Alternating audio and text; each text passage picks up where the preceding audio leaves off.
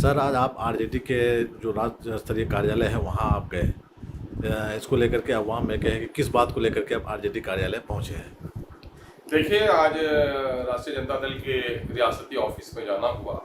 وہ دراصل بہار کی 13 کروڑ جنتا کا مسئلہ ہے، اور وہ مسئلہ ہے جاتی آدھارت جن گننا کا۔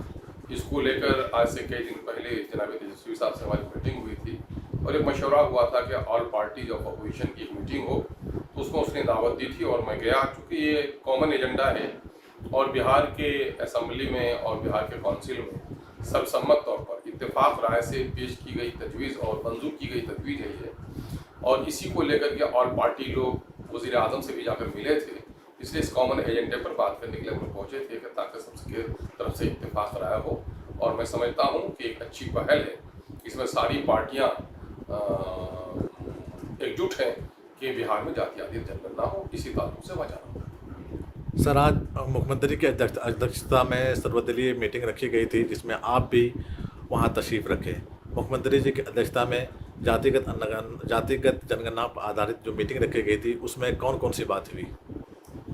دیکھیے، بہار کی پسماندگی کے خاتمے کے لیے ضروری ہے کہ یہاں پر صحیح اعداد و شمار جٹائے جائیں۔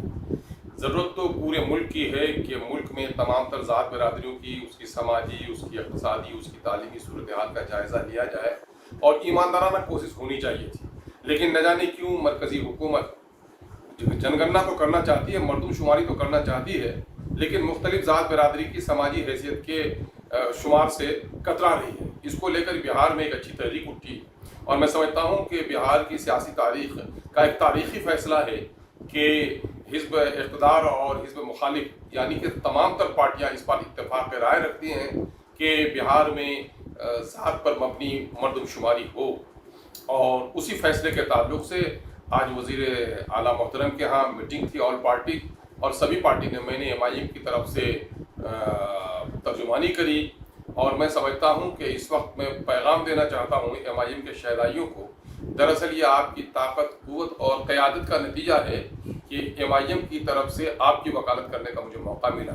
سیمانچل میں جہاں سرجا پوری، سرسا آبادی، کلیا اور سیکڑا کی ہم نے بات کی کہ اس کے اعداد و شمار ہونے چاہیے، وہیں مضبوطی کے ساتھ اس بات کو رکھا کہ بہار کی تمام تر پسماندہ برادریوں کی اور تمام تر برادریوں کی اونچ نیچ، جو لوگ سمجھتے ہیں اپنے آپ سے، حالانکہ ذات کی بنیاد پر اونچ نیچ ہوتا نہیں ہے، لیکن اس کی سماجی اور اقتصادی حالات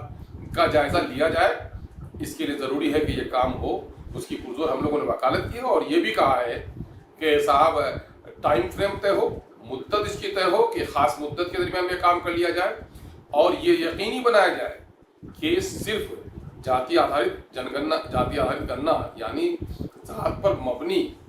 جو شمار کیا جائے، تو وہ شمار صرف اعداد و شمار حکومت کے فائل میں نہیں رہے، بلکہ اس کو پبلک ڈومین میں لایا جائے، اس کی اساعت ہو، اس کا پبلیکیشن